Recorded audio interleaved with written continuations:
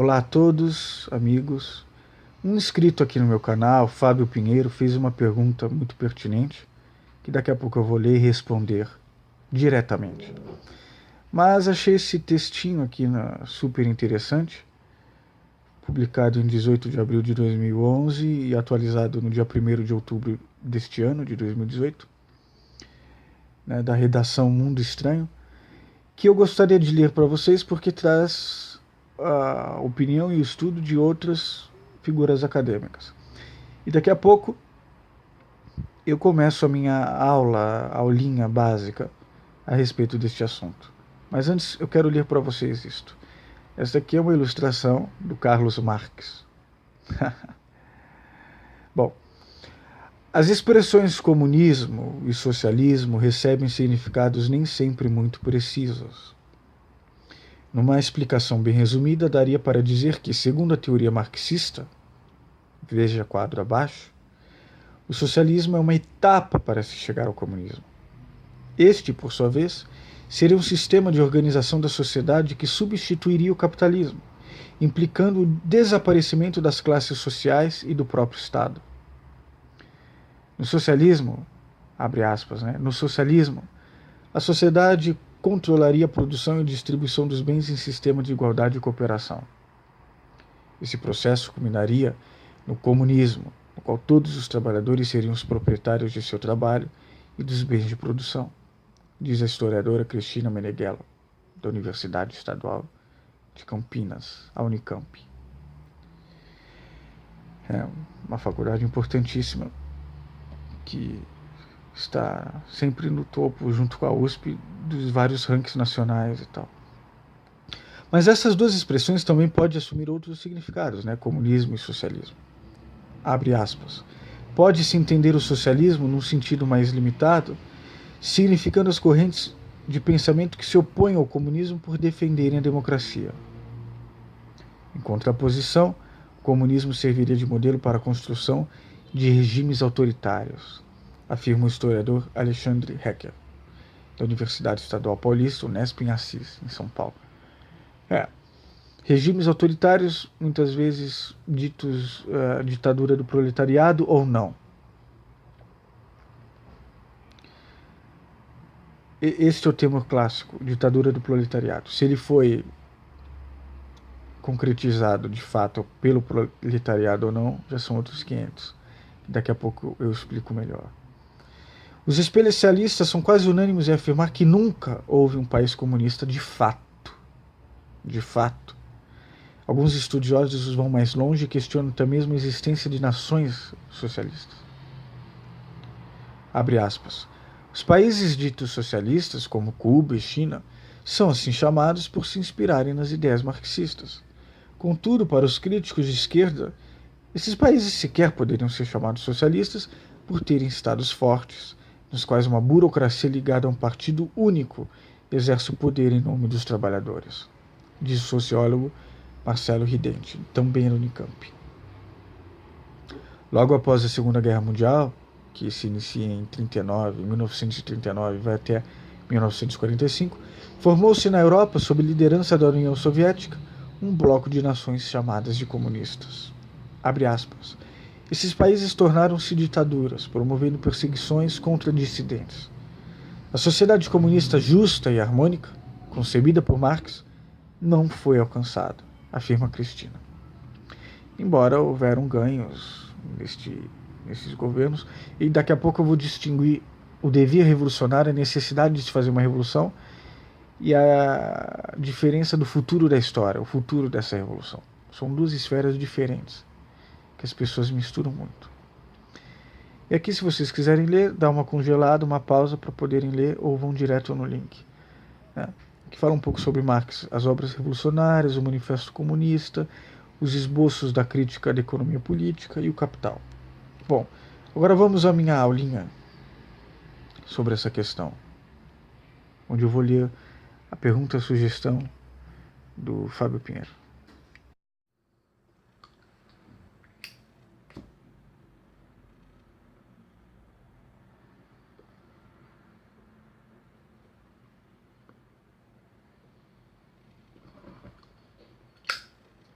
Esse tabacano bom. Recomendo para vocês.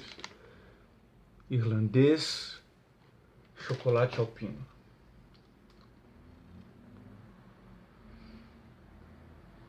Bom, o Fábio Pinheiro, que é um inscrito aqui no meu canal,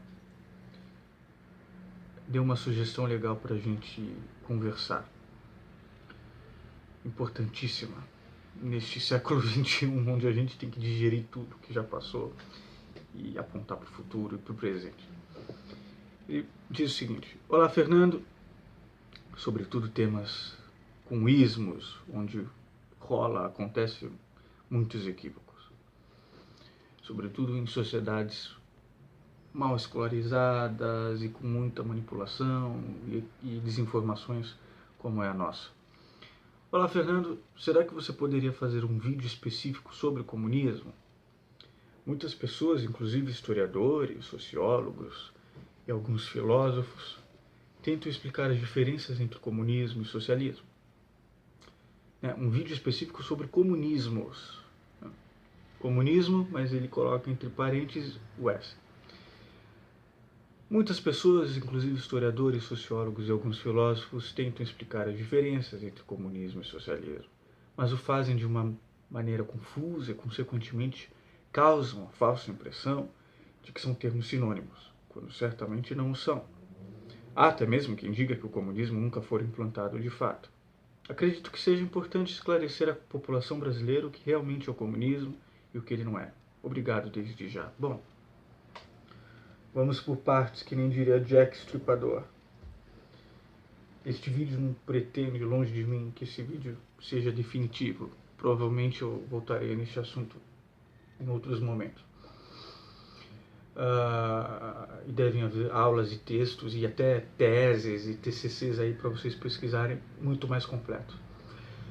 Por partes, você fala sobre comunismos. De fato, existem comunismos, assim como existem marxismos. Assim como a esquerda nunca foi monolítica. A esquerda sempre foi muito mais complexa, muito mais ramificada, muito mais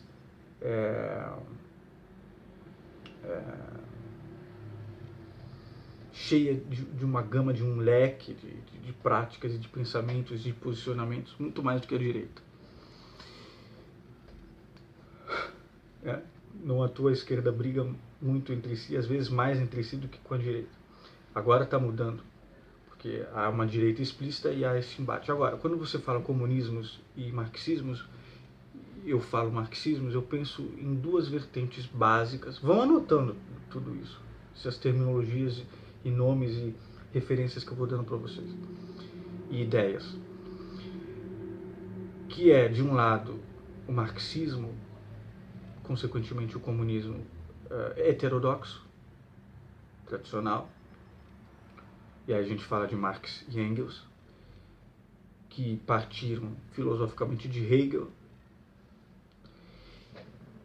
E de outro lado nós temos marxismo, comunismo, nós temos um comunismo e um marxismo ortodoxos, tradicionais, Marx e Engels. E de um outro lado nós temos marxismos e comunismos heterodoxos, adaptados de acordo com o lugar, com o país, com a bagagem do sujeito e tal. Então, por exemplo, quando se fala em comunismos, eu penso automaticamente em uma gama, um leque de pensadores e práticas. Leninismo, stalinismo, gramscismo, do Gramsci, a Rosa Luxemburgo, trotskismo, Trotsky, esses são os principais,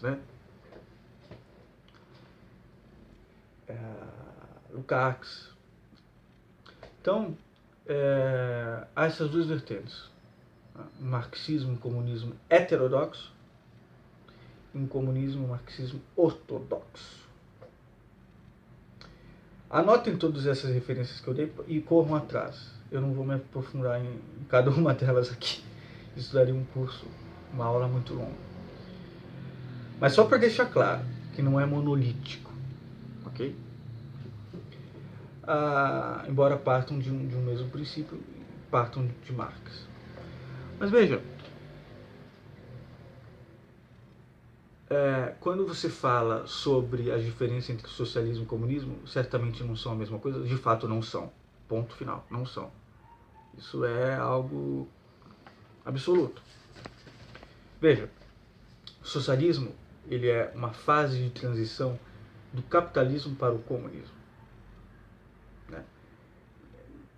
Nessa mudança, nesse salto, nessa transformação do capitalismo para o comunismo, o intermédio disso, a fase de transição disso, o meio disso, esse espaço de transição, ele é o socialismo. Agora, pode haver de uma sociedade capitalista ir para o socialismo e não necessariamente ir para o comunismo. Mas é importante deixar claro que o socialismo é uma fase de transição, pensando no marxismo, em Marx, no Engels e tal. Tanto assim que Marx e Engels já colocavam algo que também isso está nas duas vertentes que eu falei, marxista no heterodoxo e o ortodoxo, que é o seguinte: o socialismo ele deve acontecer, embora na história não tenha acontecido isso, daqui a pouco eu dou os exemplos históricos que você pede. O socialismo ele deve acontecer numa sociedade de um capitalismo avançado, uma sociedade bem industrializada. Isto é, com uma riqueza bem produzida, mesmo que ela esteja concentrada, mesmo que... O que é o capitalismo? Também não é complexo falar sobre o capitalismo, mas falando em termos de revolução industrial, que é quando surge tudo isso, anarquismo, comunismo, socialismo, comunismo, capitalismo, o capitalismo tem alguns signos fortes e indissociáveis dele.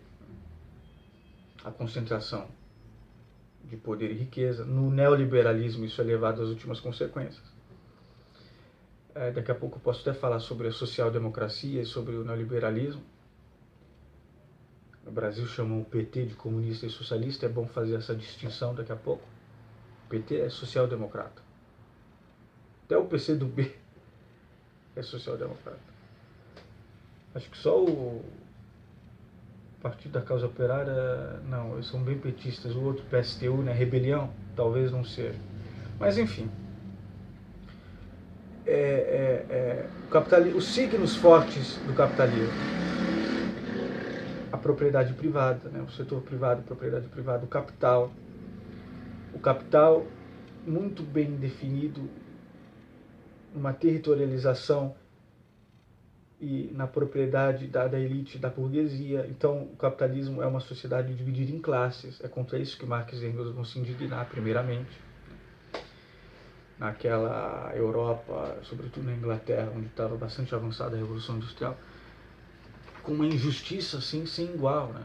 O sujeito dormia na fábrica, morria na fábrica, pegavam crianças órfãos e tal.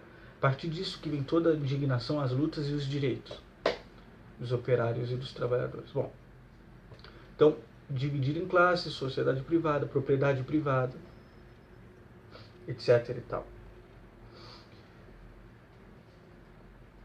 Como o capitalismo produz muita riqueza, mas concentra essa riqueza e esse poder na mão de meia dúzia, isso todo brasileiro está cansado de saber e de ouvir, o socialismo seria a tomada dos meios de produção.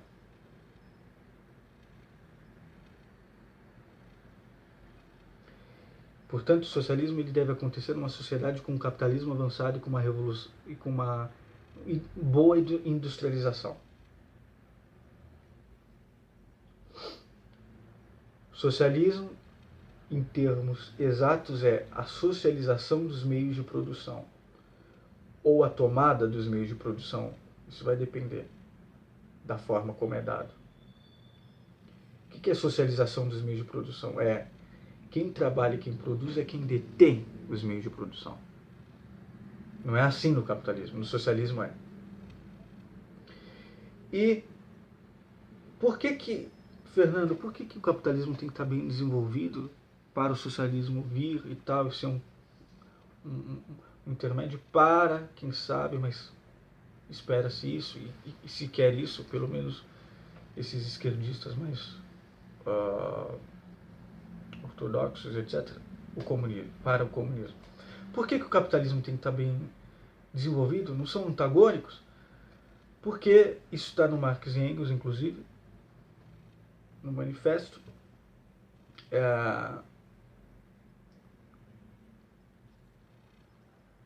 Quando uma revolução acontece, ou a tomada dos meios de produção, a socialização dos meios de produção acontece, você tem que ter uma boa estrutura social, industrial e capitalista, e de riqueza, para não começar tudo do zero. Entenderam? Não se começar nada do zero. Este parâmetro, muito bem definido, teórico, muito bem definido, ele é raríssimo, eu diria que não aconteceu. Nem na China, nem em Cuba, nem na União Soviética.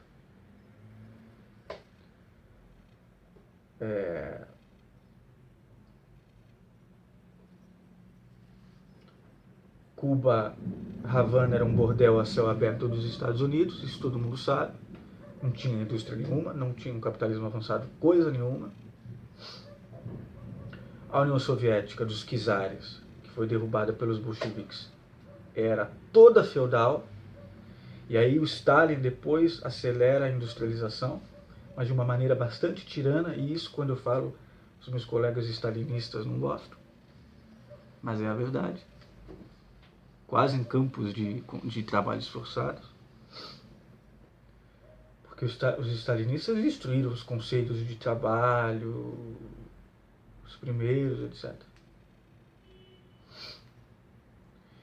E a China tampouco era bem industrializada ou com capitalismo avançado. Hoje a China é uma ditadura bem definida, exila, persegue e tal. Tem um nome de fachada de Partido Comunista, mas tem um livre mercado brutal, né? Aliás, esse é um outro signo do capitalismo para vocês anotarem. Um fluxo de capitais. Né? Maior, menor. Se é menor esse fluxo, flerta mais com a social-democracia, sobretudo se o Estado intervém com políticas públicas de saúde, educação, transporte, de uma forma mais incisiva na sociedade. Aí é uma social-democracia.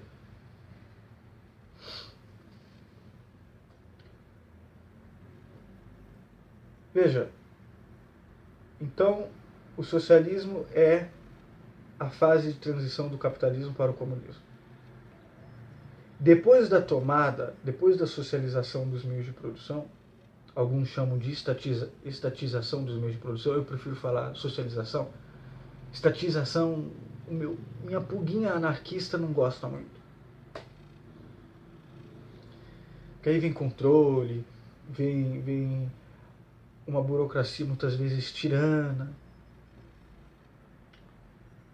Bom, daí o meu lado democrata liberal, da democracia liberal, fica incomodado. Então eu prefiro falar em socialização dos meios de produção. Quando isso é dado, depois que isso está bem estabelecido de certa forma, aí entramos na outra fase que é justamente do comunismo. Depois da tomada viria a ditadura do proletariado, né, também chamado no socialismo utópico, para os marxistas ortodoxos. Para os marxistas heterodoxos, essa é uma questão mais complexa. Não é necessariamente uma ditadura do proletariado. E para os anarquistas, de uma forma geral, viria a autogestão, o socialismo libertário. É interessante falar em ditadura do proletariado, governo do proletariado, porque também, tanto na União Soviética quanto na China, embora na China tenha existido uma revolução disso, na União Soviética também, e em Cuba também se lutava contra um despotismo, um imperialismo americano e um despotismo ditatorial interno também. Na verdade, não há governos proletários, de proletários, de sujeitos vindos da classe operária. Diretamente. Não é isso que ocorre. São outros grupos. Isso também é importante de ser dito. Não quero aqui criticar a China, a União Soviética e Cuba. Ao contrário, Cuba tem índices de saúde pública, de alfabetização, de escolarização formidáveis. Não é um paraíso, nunca foi. Mas lá não se morre de fome ou sem teto. Ponto. E tem índices de saúde absurdos reconhecidos até pelos Estados Unidos. Mas há cerceamento da liberdade, isso é lógico. A mídia toda é controlada pelo governo, etc. China também. O stalinismo foi terrível, matou poetas. O Zip escreveu um poema criticando, jocoso sobre o Stalin, foi preso, morreu. Mayakovsky se suicidou não à toa, coincidido com a ascensão do Stalin. Isso já... todo mundo já purgou Stalin, né? Embora eu tenha um colega russo que diga, não, mas os russos têm nostalgia do Stalin, viu? Sobretudo pelo que ele fez na Segunda Guerra Mundial, deteve os nazistas, foi decisivo. Então, houveram políticas interessantes, isso também tem que ser reconhecido. Mas aí eu entro com a filosofia deleuziana, só um parênteses para fechar essas questões. Existe uma grande diferença entre o devir revolucionário e o futuro da história. É isso que os conservadores também não entendem. Deleuze diz isso no Abecedário do Deleuze. O que ele disse? O que quer dizer o devir revolucionário? Quer dizer, diante de uma injustiça, diante de uma total tirania, opressão, o homem, nós, não temos outra escolha, outra saída, senão um devir revolucionário. As consequências da revolução já são outros 500, não estamos falando das mesmas coisas. São duas esferas completamente diferentes. O devir revolucionário, a necessidade de uma revolução, como houveram nesses países todos. No Brasil também houveram revoluções. E vez ou outra há um devir revolucionário. Como o futuro da história. Já são outros 500. Não são nem as mesmas pessoas, geralmente. Então se fala, né? A Revolução Francesa deu em Napoleão. A Revolução Russa deu em Stalin. Franco, Salazar. Os Estados Unidos deu no liberalismo atroz, no Reagan, no neoliberalismo. A Inglaterra, que se diz que não houve revolução nos Estados Unidos, eu acabei de falar, Guerra Civil, Revolução Americana, antes da Revolução Francesa, inclusive, com seus ideais burgueses, liberais, de liberdade, etc. E deu no Reagan, e deu, antes disso, deu no que o Melville, do Moby Dick, sempre. Ali no Moby Dick já está tudo ali, praticamente em forma de metáfora, embora hajam outras interpretações, mas é muito convincente essa interpretação. E, junto com teologia e tal. E um realismo também da indústria baleeira. Mas a questão do capitalismo, a baleia, o óleo da baleia, o extrato da baleia, etc.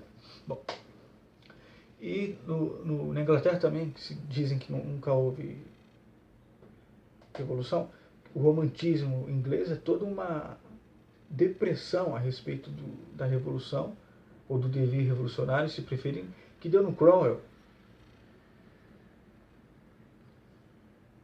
que, segundo consta, não foi melhor do que Stalin. Reagan não foi, de certa forma, melhor do que Stalin. Desconfiem. Apoiou as atrocidades israelitas no Líbano, apoiou o apartheid na África do Sul, guerras internas e externas, sanções econômicas danosas.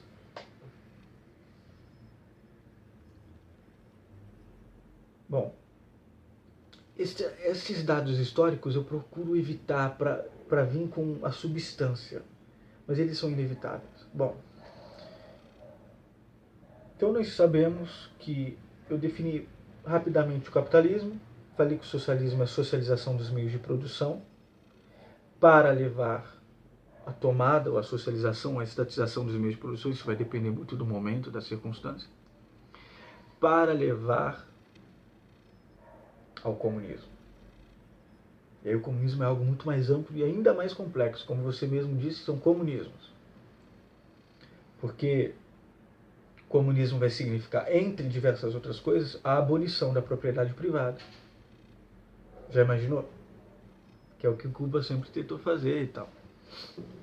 Há um certo controle, quer dizer, você não pode ter mais do que um carro, não pode ter qualquer carro, mas isso já está mudando. Cuba já está também se modernizando, aceitando produtos de fora que nunca houveram antes, né?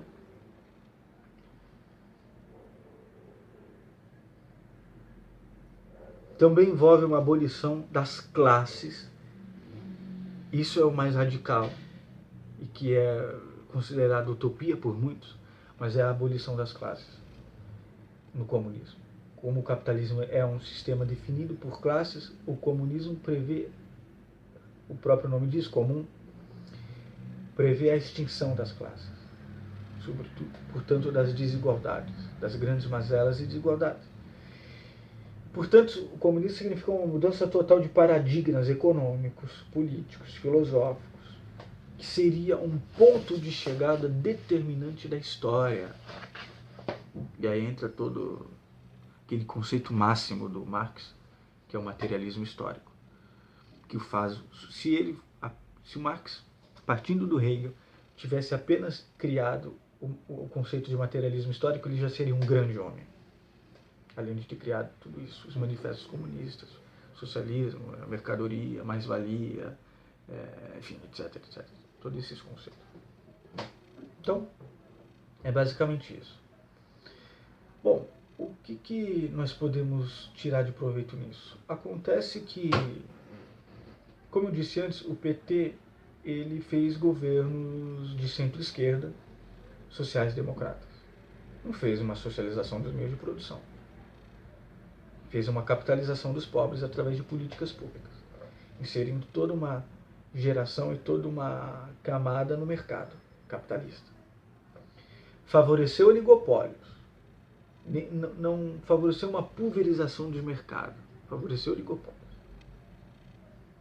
E favoreceu banqueiros. Não tem nada de comunismo, de socialismo. Eu tenho até um vídeo de, acho que mais de um ano atrás, que começou a pipocar novas visualizações e comentários justamente por causa da época eleitoral. Todo mundo chama o PT de comunista, Lula de comunista. O lulismo e o petismo são sociais-democratas. Inclusive, o PT nasce contra a ditadura, assim como o PSDB. O PSDB é mais à direita, mais neoliberal, mas contra a ditadura militar, civil-militar. E contra, inclusive, práticas tiranas que eles julgavam tiranas da própria esquerda, dessas experiências todas que eu falei. Então, todas essas políticas petistas e lulistas, elas são determinantes. Agora, o Haddad vinha com um plano, que também o Ciro Gomes disse que ia fazer, embora o Ciro Gomes eu vejo mais como... Ele é conservador em muitos pontos, não é totalmente de esquerda, que é uma reforma tributária. Quer dizer, uma sociedade com a renda concentrada, o poder, a riqueza concentrada, uma reforma tributária iria puxar para baixo quem está muito em cima e impulsionar para cima quem está muito embaixo, que foi o que praticamente os países, a esquerda europeia fez, que ajuda bastante na social-democracia e até no socialismo. Agora veja, os Estados Unidos hoje, nas últimas eleições para o Congresso e para o Senado ficou com mais republicanos, mas o Congresso ficou com mais democratas. E nessa leva de democratas foram vários socialistas, ligados, por exemplo, ao Bernie Sanders, que se diz, eu sou um socialista democrata. Por que eu sou um socialista democrático? Num país, os Estados Unidos, que sempre foi proibido falar, né? Eu sou socialista, ou socialismo, ou Marx. Sempre foi proibido por causa da Guerra Fria. Já acabou. Só vive na Guerra Fria certos setores conservadores da direita brasileira burra, direitofrênicos e as forças armadas que ainda são ensinadas mentalidade de quartel na Guerra Fria. O grande inimigo hoje dos Estados Unidos é, todos nós sabemos, o terrorismo. E é lógico que eles não querem que o Brasil se desenvolva com uma social-democracia potente, reformas e tal, mas o grande inimigo mesmo é o terrorismo. Não querem que o Brasil se desenvolva, estou falando do Trump, por exemplo. vários republicanos, que são a favor de um hegemonismo e imperialismo americano. Mas o que esses americanos democratas vão fazer com o socialismo? É uma grande questão. Corram atrás, Bernie Sanders, corram atrás de todos os deputados democratas que foram eleitos que se dizem socialistas. São negras, mulheres, imigrantes. O que eles vão fazer com o socialismo? Já imaginou o que os Estados Unidos podem fazer com o socialismo? O impacto disso para o mundo? É fascinante. E aí entra uma questão histórica também dos Estados Unidos, que tem a ver com o socialismo, tem a ver com Chomsky, tem a ver com anarco-sindicalismo, anarco-comunismo, que é o fato de que, quando a abolição lá com Lincoln, ocorre uma coisa que não ocorreu aqui no Brasil. Houve toda uma discussão e um burburinho das classes operárias, trabalhadores, em torno da dignidade de se ganhar um salário. Para eles, né, houve a guerra civil entre os industrialistas do norte e os escravistas do sul, venceram os industrialistas, e a partir da vitória de Lincoln adiante, os Estados Unidos explodiu no mundo. E o Brasil ficou aqui com seu Dom Pedro II, falindo o Barão de Mauá, queria iniciar uma industrialização que acabaria com a monarquia e com a escravidão. Essa é a verdade. Até hoje nós amargamos o Brasil não ter feito uma industrialização como houve nos Estados Unidos. Fez uma industrialização, mas não daquele porte. Vejam que o São Paulo desponta por causa da industrialização, mais do que Santos, que é a minha cidade natal, e mais do que o Rio de Janeiro, que era a corte, a única cidade civilizada do país. Não, São Paulo desponta mais. E aí vem imigrantes e tal, do mundo inteiro, japoneses, italianos, espanhóis, mais portugueses.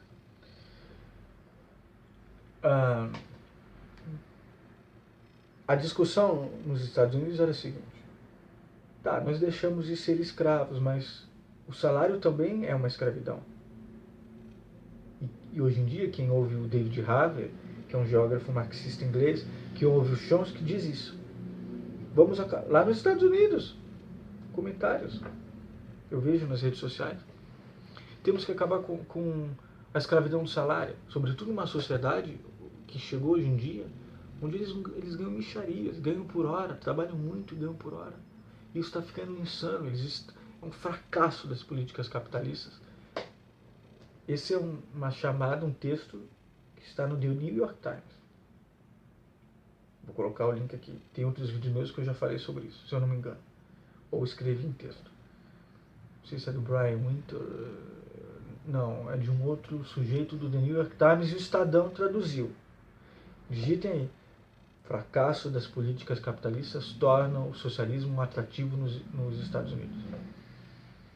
Dito e feito. Semanas depois, 1 ou 2 meses depois, congresso cheio de socialistas. O que eles querem?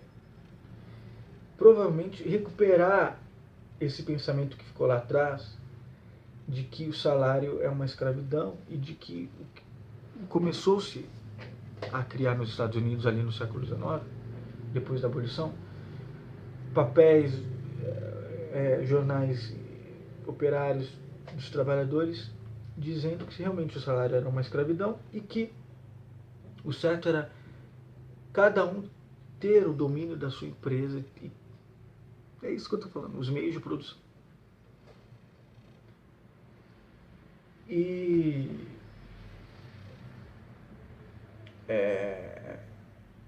isso foi abandonado, logicamente, porque isso vai perturbar muito os grandes capitalistas, os grandes fazendeiros, os grandes escravagistas, os grandes senhores de escravo.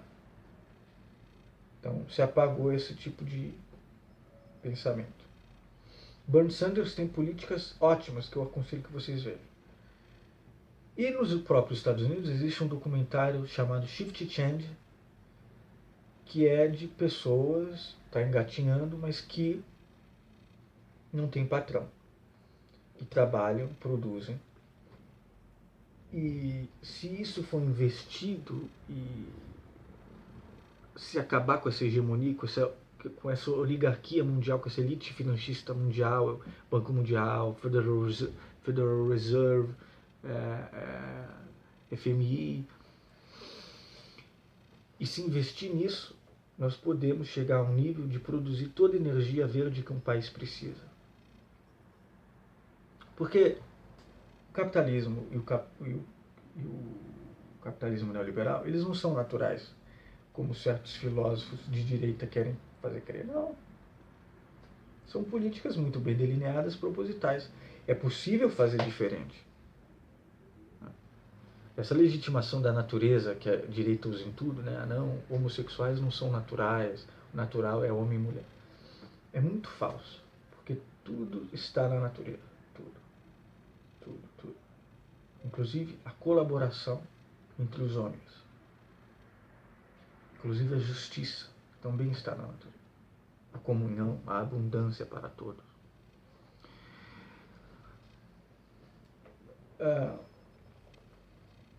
E outra, só para terminar, não existe capitalismo sem Estado. Isso eu tenho batido na tecla porque é algo que o Chomsky diz, eu tenho escrito sobre isso, vídeos sobre isso. Não existe capitalismo aí flutuando sem Estado.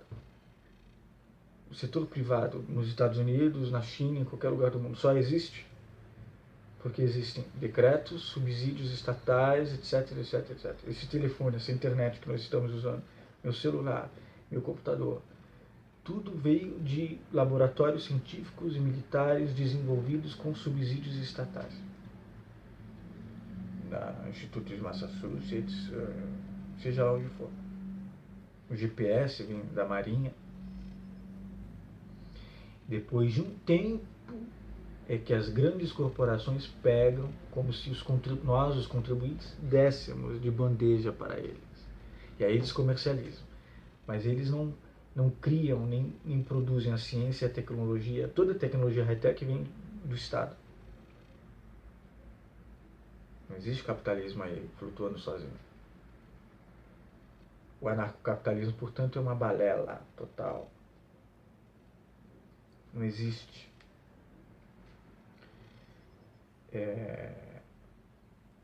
E falam, o socialismo fracassou. O neoliberalismo fracassou, meu amigo. Hoje em dia o que existe é, depois de uma certa competição, vem o top dos tops, o fodão, o pica das galáxias e compra tudo. Por isso que o Wall Street adora aquisições e aglutinações. Monopolização, competição coisa nenhuma, quem compete é as classes mais baixas, que ganham e lutam micharis para sobreviver. Isso é um sistema que deu certo? E se você não deu certo, se você está pobre, isso a culpa é sua. A psicologia aqui. Em vez de você se tornar um revolucionário para mudar esse paradigma, não. Você se torna um deprimido. É desolador. Mas isso vai mudar. Está vindo uma geração nos Estados Unidos, onde vai começar talvez essa revolução. E no Brasil uma camada lúcida de jovens também. Sobretudo jovens que possam afastar essa coisa obscurantista, manipuladora, esse liberalismo de Araque, do MB lixo, que são todos funcionários públicos, todos atrelados à política, à politicagem, aliás. Afastar isso e virem com âmbito revolucionário para mudar os paradigmas, para o nosso povo, para nós. Fazermos reformas tributárias, reforma agrária, sermos inspirados pelos preceitos socialistas, marxistas e comunistas, sabendo dos erros e acertos. Veja, um grande erro do comunismo e do Marx e do Engels, o grande acerto é que eles mudaram o mundo. A partir de então, nunca mais foi o mesmo a relação do patrão com o empregado. Nunca mais. Direitos e tal, tudo isso vem daí das lutas e tal, a partir do século XX. Eles mudaram o mundo. Onde erraram? Erraram em subordinar a economia para burocratas que muitas vezes não sabem boas coisas de política, tem teorias e tal, mas não sabem de economia. É aí que falham esses regimes ao longo da história. Mas isso vai mudar. O que os Estados Unidos podem acrescentar com o socialismo? Vai ser diferente de uma social-democracia que os países desenvolvidos da Europa conseguiram. ter um status de social-democracia, vai ser diferente, porque os Estados Unidos estão numa situação crítica agora. Tem um setor privado muito forte e muito tirano. Vejam o problema da carceragem, há até um documentário sobre isso, né? E toda uma camada também negligenciada.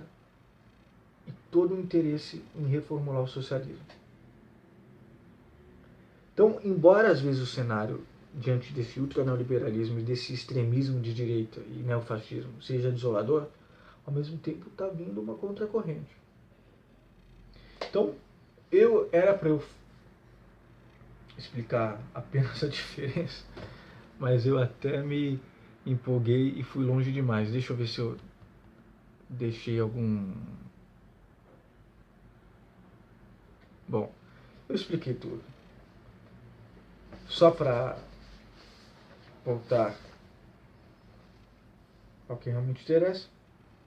O socialismo, portanto, é a fase de transição do capitalismo para o comunismo.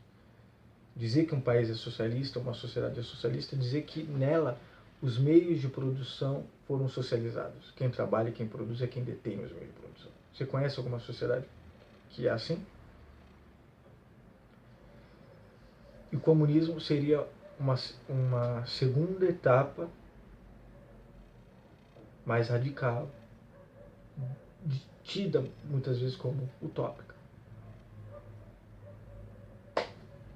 A junção do capitalismo, do fluxo de capitais com políticas públicas para a sociedade é a social-democracia.